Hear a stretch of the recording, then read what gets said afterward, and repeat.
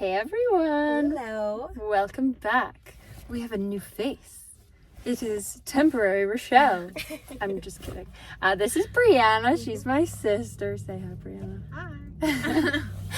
Today we are going to Delavoye Chocolate Maker. I hope I said that correctly, but we will learn once I go inside how to say it. Once we go inside, sorry.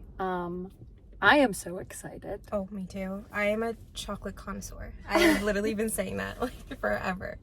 So we're gonna go in, meet with the chocolate maker, Antoine, and then hopefully try some chocolate. I think we're doing a demo, so I guess we will figure out what that is. And you guys will see when we see. So. Yeah. So let's go.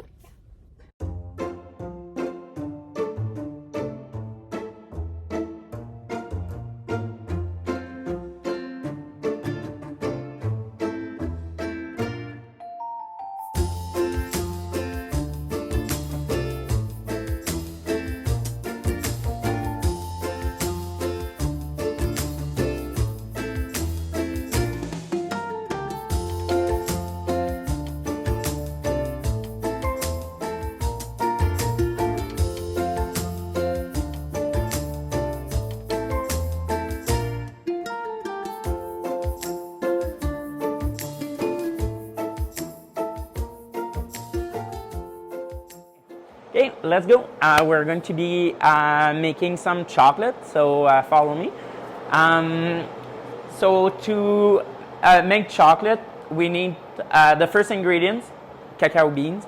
So here in our storage room, we have a bunch of cacao bean bags from different origins. So we have Ecuador, Tanzania, Vietnam, Peru, Dominican Republic, Colombia. So we start here. Those are raw cacao beans. We say raw because they haven't been roasted and they can possibly have some salmonella or E. coli contamination. So that's why we need to be careful in that step. So no cross-contamination. So we go from here. And then we go to our workstation to sort through these beans to remove any unwanted beans or particles in our bags. Some origins have better quality than others, so we want to remove any small beans like that. Or any beans that are kind of open like this, because these might have some insects that made their way in. So we want to remove those because we don't want that into chocolate. And I have some example here of things I've found in other bags. So twigs, leaves, and here this is part of the placenta. So the placenta is what's attached to where all the beans are attached to. So we don't, it's very fibrous. We don't want this in chocolate. So we sort through that. Not every chocolate maker sort through their beans, but here we value quality over quantity. So we take this time to make sure we are removing anything that we don't want in our chocolate. So from here we have to roast. It's not on at the moment, but basically it's a drum where the beans are in and they're rotating continuously, so they're evenly roasted, and it varies from time to time and temperature to temperature depending on my recipe. So that's the next step, and this step is really important in chocolate making, and this is the step that basically differentiate me from another chocolate maker that uses the same beans as me. So this step is crucial. This one sets me apart from anybody else. So from there, we go to our cracking and winnowing machine. So I just finished A bunch, I just finished to roast. Those are warm. You can still feel the heat coming from them. So basically, we'll just put them into this machine. There's a roller, which I will start. And then the roller will crack the beans, basically, like I did earlier by hand.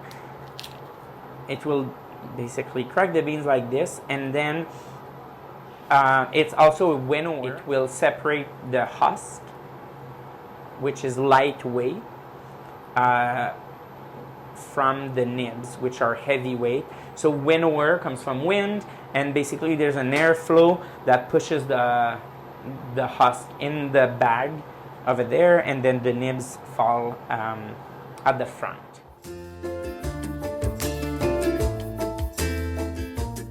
There's no more husk. There's just like maybe a few parts, and those are all nibs. So this is chocolate, and this is basically ready to go into a stone melanger to be transformed into chocolate. Some chocolate makers add cacao butter. Some don't, but we prefer adding a bit of cacao butter to our recipes just because it makes for a more fluid chocolate and kind of easier on our machines. So this is cacao butter that is from Tanzania, cacao cameli, and cacao butter is from the cacao nibs, the nibs that you just saw. Those nibs are pressed and the butter seeks out, and then you're left with butter and cacao powder. So now we take the butter, we melt it, and then we add it to the stone melanger. So at the top here you have two wheels that are made of granite, and the bottom is made of granite. And then we add the melted cacao butter with cacao nibs, like that. We add those to the melanger, and it spins for 3 days non-stop.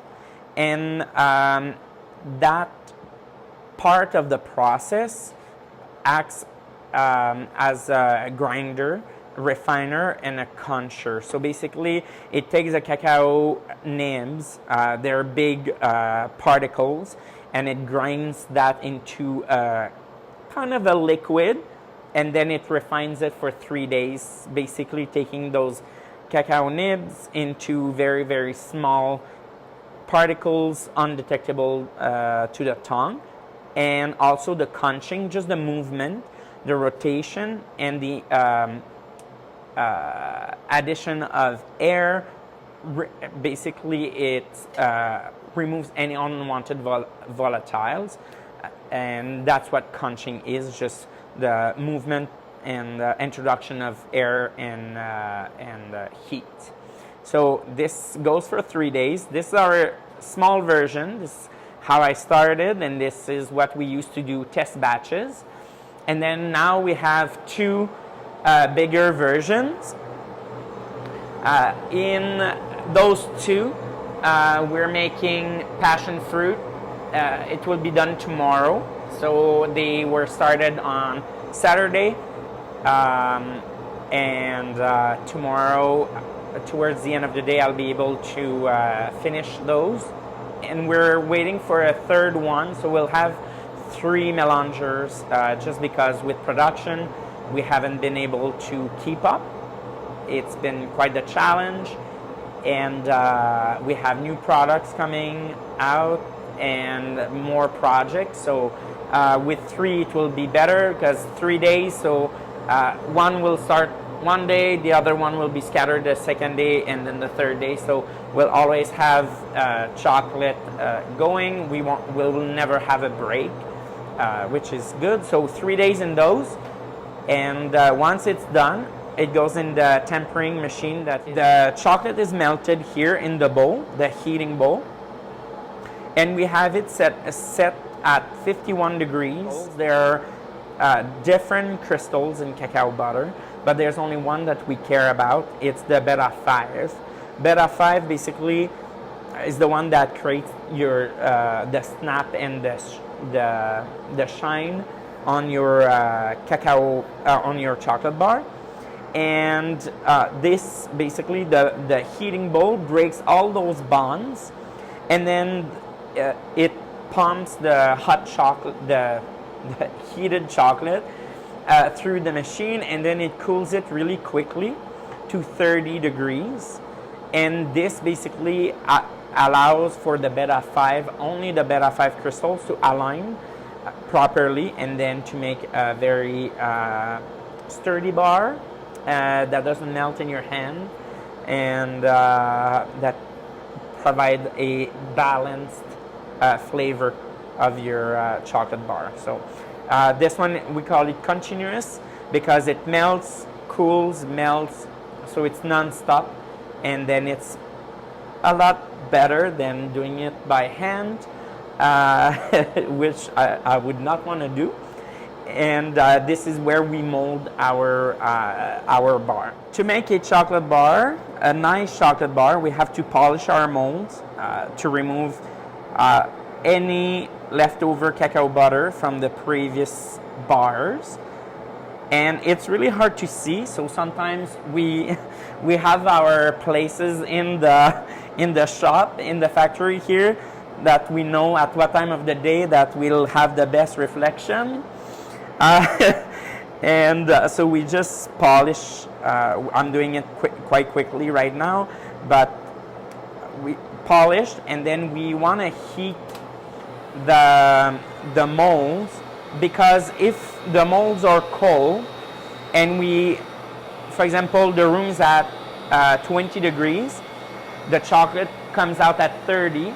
If the 30-degree chocolate touches the 20-degree mold, then it will seize right away, and then on your chocolate bar you'll see a nice ring where your chocolate was deposited. So we want to warm up your mold quickly.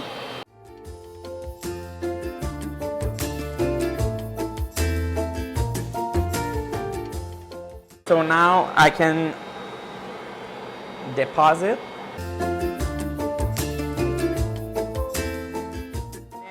This is called a vibrating table.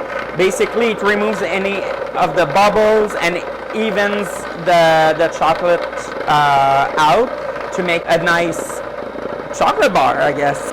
So this is the Ecuadorian chocolate from the new harvest, and we found that it's a lot more viscous and a lot more difficult to mold.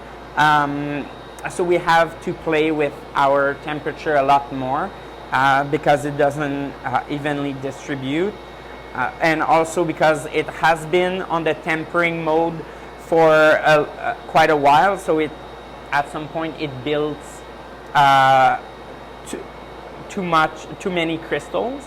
It doesn't have time to melt all the crystals, so that's why at some point we start to have difficulty spreading the chocolate evenly, but it's still really good.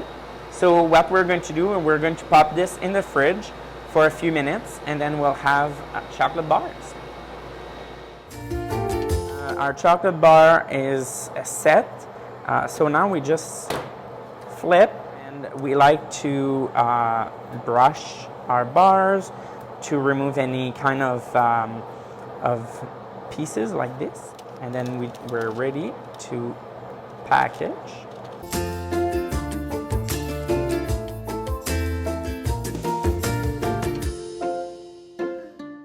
Hey everyone, welcome back. We are here at Delavoye Chocolate Maker with Antoine. Hi. How are you doing today? Good, you? I'm great. I'm so excited to be here. It smells so yummy, so let's get started. We'll start off with you just telling us a bit about yourself. Yeah, so I'm Antoine. I'm the CEO, founder, and chocolate maker here at Delavoye Chocolate Maker.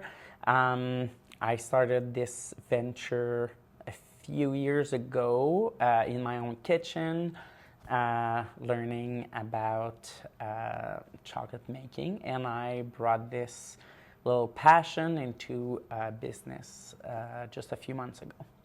So exciting. Yeah. What would you say was the cause of that venture into chocolate making? Curiosity. Yeah, I was a medical laboratory technologist. I know. That's like a 180. Yes, and I was in the military for wow. 14 years. Yeah. So I've always been really, really curious about where things come from or how things work, and chocolate was just one thing that I didn't even know where it came from. And then when I started to learn and experiment, I fell in love with the process and kind of snowballed, and here I am. Wow. Yeah. Can you speak a bit about the process of making chocolate, like from beginning to end, how long and what goes into making a chocolate bar? There's a lot that goes on in making a chocolate bar. People don't realize that it comes from a fruit. So it's the seed. Yeah, I know. I had the same reaction. Everybody has the same reaction. I just learned coffee comes from a fruit seed, Yeah. but so does chocolate? Yes. Does everything stem from fruit? That's crazy. Yeah. So that's why chocolate is really good for you. There you go. You heard it here first. It's healthy. Eat it all the time. So it starts as a fruit. It's harvested at the origin, so within the 20th parallels. And it's harvested, emptied, fermented, and then dried. Those are 3 steps that are done at the origin. And then we receive the bags, like this one. And then we sort through them. There's a lot of steps, but sort through them, roast, crack, winnow. We put them in the melangers, stone melangers, and then we make chocolate, and then we temper the chocolate into bars, and it takes about, just when we start a batch, it takes about 5 days to make one chocolate bar. Wow. Yeah. So This is a lot of 5 days. There's a lot of days that went into these bars. yes. I don't think people realize that either. I mean, I don't when I eat a chocolate bar, but they're also yummy, so Yeah. now we know. Yeah, exactly. And for those who don't know, can you speak about like where you're located, your hours, like all the technical stuff? Of Yeah, your of course. So we're located on 124th Street, so 124 and 107. We're kind of tucked behind a little complex, so it's down a little alleyway, and there's a yellow door, so look out for that yellow door. Check for the yellow door. We were counting because it's 101, 103, 105. You just got to walk a little bit. And we're open from Tuesday to Saturday from 10 to 6, and on Sundays 10 to 5. So, Awesome, thank you. Yeah. And do you want to speak a bit about your company mission? Yeah, so the way I founded this business, it was through hard work and also a lot of community involvement, especially in my own community, the LGBTQ2+ community. And I wanted to bring those values into my business. And so we value equality, sustainability, because I didn't want to create a business where we create a lot more trash. So I wanted to reduce as much as possible. And the other value or the other mission of our business is community. So I talk about equality, but also community, because we value quality over quantity. And our cacao beans come from farms where farmers are able to live off of cacao. So we pay a fair price. So community just means we're supporting the farmers and their community, and also here as well. That's so beautiful. Yeah. Speaking of cacao, where are those farms located? Like, where do you source the cacao from? So we we have a broker down in the States. They go to the origin, so different origins. But right now we carry Dominican Republic, Tanzania, Colombia, Ecuador, Peru, Vietnam, Venezuela. I think that's it. A lot of places. Yeah, exactly. One day I'll be able to go to those places and source directly from the farmers, but it's a lot of logistic, a lot of time, and a lot of money for a small business like me. So I'll do that in the future. But the brokers, they do that. They go to the origin, make sure that the process is good. They do testing for on the beans and the soil. To make sure everything is good, and they bring everything in the United States, and then we purchase through them. Yeah. So you listed a lot of different places. Yeah. Does the cacao? This might be a very dumb question. No. Does it vary like greatly, like in taste and texture? Yeah. And stuff? Yeah. Actually, it does. So it's about terroir. So the way it's where it's grown. So if it's grown in altitude or closer to sea level, or the weather patterns, everything has an impact on the flavor, and also the variety of the cacao. There are many varieties out there, but some regions are known to have kind of a general taste to it, like, so they know that it's from Ecuador because there's similarities. So, but it varies from countries and from region. Yeah. Gotcha. So if you tried chocolates, would you be able to kind of have an idea where they're from based on how they taste? For me, probably not, because I'm doing my own chocolate, so I know my chocolate a lot.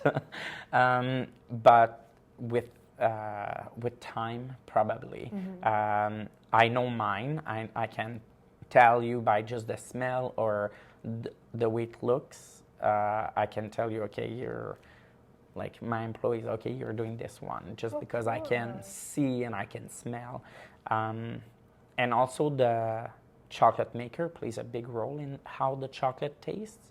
So if we have two the same beans but two chocolate makers, we can come up with two different products, totally different. Oh, by the end. By the end, by just the same ingredients, but it's just by the roast, how we roast. Oh, okay. So that's why it can be difficult to decipher where beans are from. For sure. There are people out there that are able to do that, no problem. That probably grew up doing it. So they probably taste cacao, like chocolate all the time. All the time, for sure. From different places. But right now I focus on my chocolate. Yeah, for good reason. Yeah.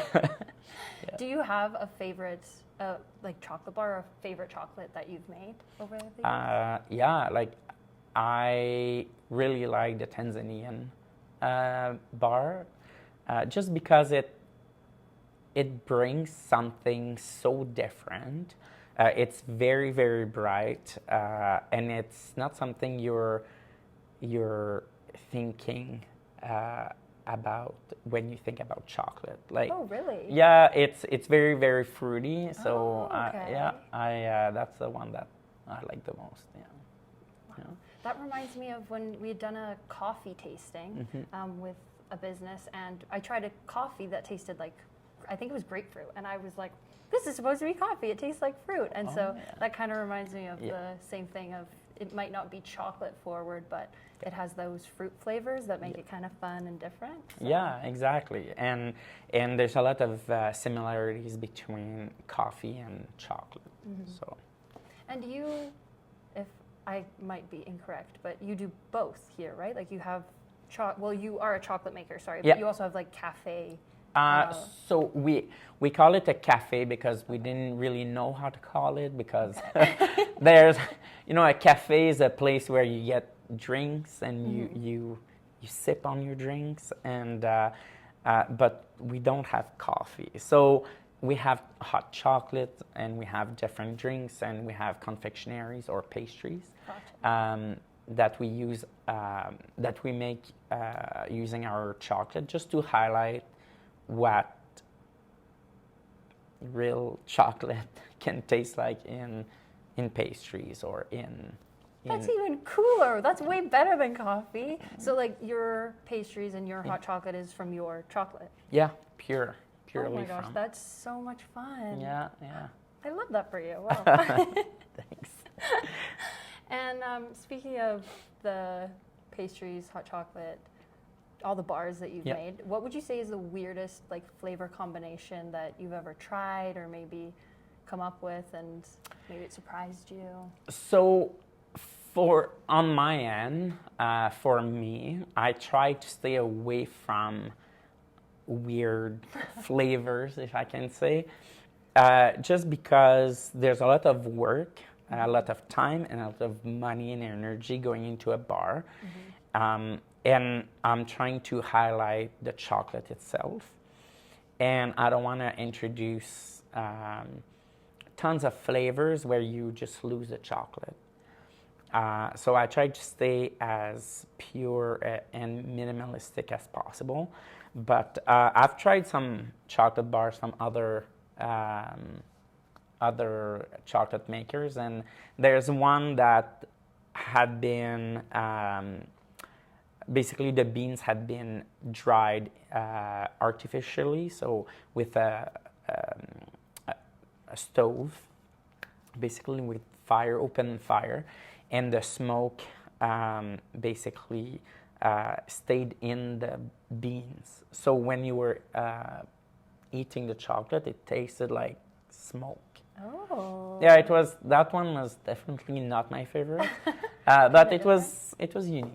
Yeah. Yeah. It's a good experience. You can say you've done it. Now you don't have to do it again. Yeah, exactly. I know this is incorrect, so I apologize in advance. Yep. But what would you say sets you apart from other chocolatiers? Well, the big difference is we're not a chocolatier, we're a chocolate maker. So we're the kind of the first in Edmonton to be focusing on chocolate making.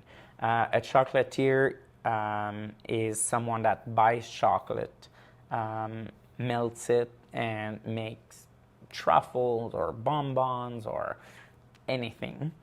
But what we do is we source the raw ingredients and we transform those ingredients into chocolate. So that's huge difference.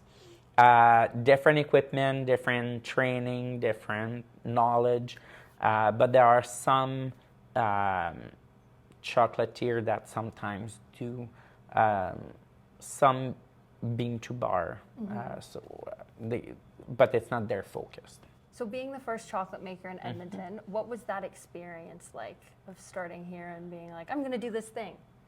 It's scary, to say the least, because I was fascinated by chocolate making, and I was like, well, I hope people find it as amazing or as crazy as I thought it was. So, and I'm not from Edmonton. I don't really know how people react to those kind of businesses, or like, because to be honest, this is not a $5 chocolate bar, right? Like there's a lot of time and money going into this, and we're a small business, so we can't make those chocolate bars at a cheap price. So I was scared for that, just bringing this, and I didn't know if there was a lot of people that enjoy chocolate here. I mean, people like chocolate, but I didn't know if there were some chocoholic, right? Yeah. But as soon as I opened the doors, people were amazing. and I didn't know that a lot of people were actually chocoholic. Like crazy. There were so many people that I see pretty much every week. They come get their bars or get hot chocolate, and so I already have regulars. So yeah, it's good. It was scary. Now it's good. I'm glad it's gone from scary to good. Yeah, I think every business owner goes through this. I guess. Goes through that, yeah. But you just have to be resilient and keep moving forward with it, especially if it's something you love and want to pursue. Yeah. It always turns out to be worth it in the end. Yeah. And I would say Edmonton has a really good community. You know, everyone comes together when they need to. And being the first chocolate maker, everyone was like, oh my gosh, this is so cool, you know? So obviously people are going to check it out. Yeah, and I must say I was surprised because, again, I'm not from here, and a lot of my time was during the pandemic, so didn't get to experience or get to engage with people. And so the only thing I kind of knew about Edmonton was through the news, right? Sure. So during pandemic, right? So, and as soon as I opened the door, people were welcoming and basically introducing themselves by their first name, and like being, oh, thank you for being here. People have been amazing and really, really supportive. So it's amazing. May I ask what brought you to Edmonton? My previous job in the military. That was my last posting, and I decided it was enough, so I decided to leave and start this. Starting the business, coming from the military, all the things that you've done, you've lived basically 1,000 lives, which is so cool. Yeah, I'm that old. We don't look it at all, so. Thank you. What would you say has been the most challenging aspect of maybe the work till now? Well, I come from the military, which is an institution that is very stable, right? Like, I know that there's a paycheck that comes in. I'm taken care of in a way. And now I had to, and that's the only thing I knew, right? I joined when I was 18. So that's the only thing I knew, and I had to step into the civilian world and adjust. And I'm still learning. About paying my employees. I don't know how that works. I received a paycheck before, never had to question anything. And all those little things about filling forms for taxes and stuff like this, which seems maybe obvious for so many, but for me it was just a steep learning curve. For sure. It would not be obvious for me either, don't worry. And just the fact of, like, I'm alone in this. Like, I don't have a business partner. I'm alone, so just doing everything by myself can be a lot, and trying to figure everything out by myself is a lot. So, but it's, we learn, right? So you live and you learn. Exactly. And life goes on. And now you're here, so. Exactly. You did it all. Yeah. Exactly. On the flip side of that, what has been the most rewarding part of the work that you do? For me, it's like seeing the reaction and of people, of when I tell them about how chocolate is made, and when they taste it. And this, like, every time I give a sample, I'm looking for that reaction, because this is rewarding to me. Like, this is what fuels me, knowing that, okay, like, I made something that they enjoy, and I can maybe change their perspective on chocolate and how it's made, and maybe try to steer people towards more quality chocolate than just going with your typical Kit Kat, or I don't even know if it's a chocolate bar anymore. Yeah, it is. I think it's called a chocolate flavored bars. Oh, really? Yeah, there are rules. Oh. Yeah, because there needs to be a certain amount of real chocolate, so you can call it a chocolate bar. It's good that they have rules on that, actually. I've never Yeah. like read the package, but I'm guilty of purchasing a Kit Kat. Me too, me too. But I mean, you know, there's a lot of things I'm trying to educate people about, and how we only use 3 ingredients, and Wow. so yeah. I like that makes sense that you can make chocolate from 3 ingredients, but you know when you flip over that Kit Kat or any other bar, there's like a lot of them. So 3 ingredients, that's awesome. Yeah. And I wanted to ask, because we saw over on your sign you have like experiences. Mm-hmm. Can you speak a bit about those? Yeah. So we've started in, I think, January, where we do chocolate tasting experiences. So it's an hour and a half ish.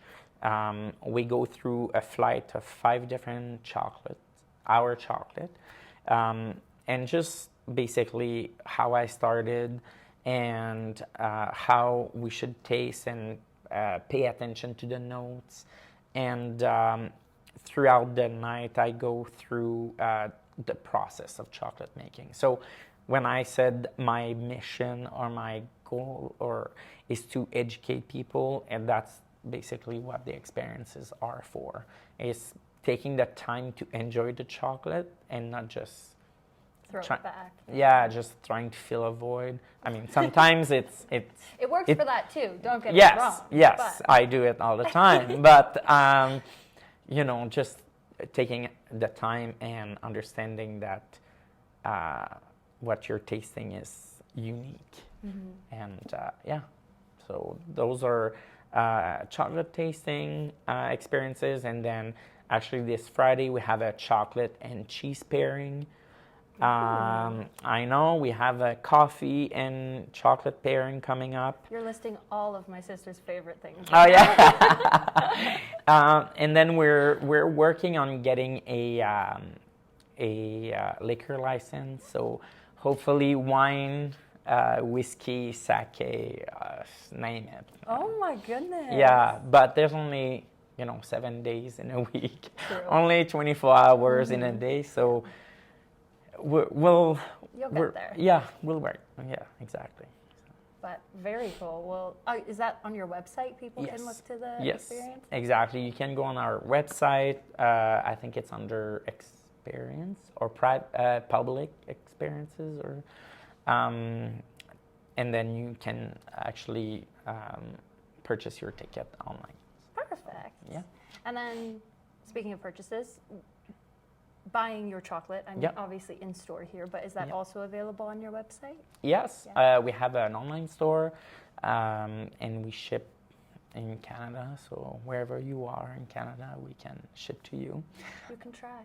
Yes, and we sell everything that we have on our shelves.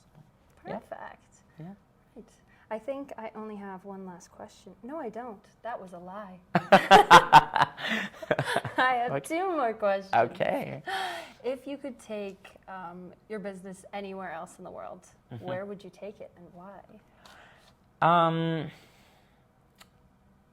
I think I would keep it in Canada. I don't want to say too much because we have plans, but somewhere else in Canada where chocolate and hot chocolate would be like a perfect combination. Yeah, I'll just let you think about. Ponder it. Yeah, ponder. Put it in the comments. Where do you think it's going to be? Whoever gets it right gets a high five. That's all I can offer you. Through the lens. Yeah, exactly. Great. Good job. Last question. Yes. What would you say is the best piece of advice you've received throughout your life? I've had so many, but one is stop trying to please people or say to cater to everybody, because by doing this, you're pleasing others but yourself, and you lose yourself in that, and trying to stay true to yourself. So that's why I'm trying to do that on my own. I'm trying to say no and stop trying to please people. And if I want to make a 90% chocolate bar with this kind of beans and I like it, well, that's what matters. And just trying to stay focused on this. So that's the best piece of advice that I've been given. I love that. Yeah. I think it's a lot, I can see like it's a lot easier said than done, which I'm sure a lot of people relate to, but being able to stick to that is very empowering. So, Yeah. Awesome. Well, thank you so much for sitting down with us. Yeah, thank you. We focus on single origin dark chocolate. So what you're going to try, they're all pure. There's no added flavor. Single origin means that we're not mixing a bunch of beans together. So the first one is Dominican Republic at 80%. And this one is from the Zorzal private estate. And it's also a bird sanctuary. So it's not your 80% like your normal 80% because it's not too bitter. It's still quite smooth. And there's some cream, Assam tea, and red plum notes there. We have Peru, so 75%. It's from the Cusco region, so it's a very foodie region known for their chocolate. So Peru, the tasting notes, tart cherry, tobacco, and passion fruit. We have Vietnam. Vietnam, 72%. And it's from the Dak Lac province. And Vietnam people are surprised that they have cacao. And it's because of a French chocolate maker, Marou, faiseur de chocolat. They kind of brought their knowledge and their resources to help the farmers over there. So they're starting to be quite popular. That was 72%, and the notes were molasses, raisins, and dried pineapple. Ecuador. It's your typical chocolate. It's very fudgy and very nutty. So fudge, toasted almond, and black tea. But Colombia is very similar to Ecuador, very fudgy and nutty, so kind of very similar. And then we have Tanzania, personal favorite. This one's the best. We're at 70%. So this one, you're kind of waiting for it, and then it comes. It's very bright compared to your Ecuador that you just had. Cherry jam, lemon, and coffee, those are the tasting. This is a real cacao pod, and it's been drying on the counter for a few months, but inside you can hear, those are the cacao beans. But around the cacao beans, there's a pulp when it's fresh. And basically, we get the pulp as a puree that has been pasteurized. And we cut it with a bit of water and maple syrup because it's really tart. Yeah, so that's cacao fruit pulp juice.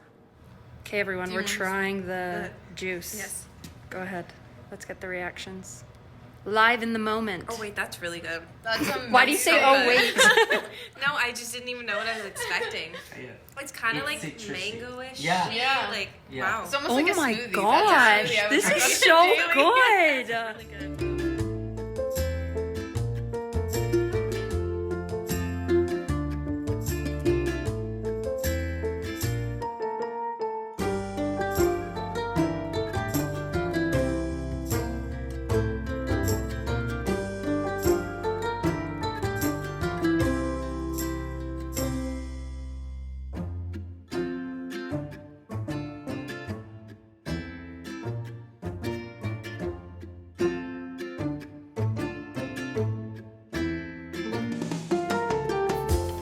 squad, welcome Hello. back. We just finished up. Oh, I chugged mine already because it was that good. I swear, it's like drinking, I said this and I hope it doesn't sound weird, but drinking warm brownie batter. Like, it is so good. And truly, we can attest to this better than the ones in Europe. Sorry. Not but gonna name names. Not gonna of name certain- names certain- of some famous freaking chocolate places. So much better. Starts with So an A, good. end with a Ninjalina. I'm just kidding. I never had the drinking chocolate there. I'm joking. I did. I did. And we Go here so instead. Save money. Stay in Edmonton. But truly, he seems so passionate about what he's doing, and it clearly reflects in the products he's giving out. The amount of time and effort is so clear and reflective, like what I had said, but truly, genuinely such a nice person and such So a kind. cool environment and great food. Yeah. And just chocolates and drinking and all that kind of stuff. Awesome. Yeah, Antoine is a gem. He is so willing to explain things to you and teach you so many new cool things that you didn't know about the things that you love. So if you love chocolate, or even if you only like it, Yeah. I'm gonna be honest, not a big chocolate girly. Now, big chocolate girly. I was just eating the wrong chocolate. That's the thing. If you want a little dabble, take a little step your foot into the pond. If is that the same? I don't know. Dip your toes in the dip your water. toes in the water. There we go. They No, it's do okay, we'll have a start that. tasting. Yeah, they have a tasting experience. Check it out because truly, I think that would be an amazing little experience that they have going on, and the way he explains and tells you, like, explains how they make the chocolate, what goes through it, and all that kind of stuff. I think is so worth it. Absolutely. Brianna, what are your thoughts? Share with us. Speak to the viewers. She's Some of the best speechless. chocolate I've ever had, and you can taste the quality. Like, it's just very prominent. Yeah, excellent chocolate. Amazing chocolate. Thanks y'all for watching. Bye.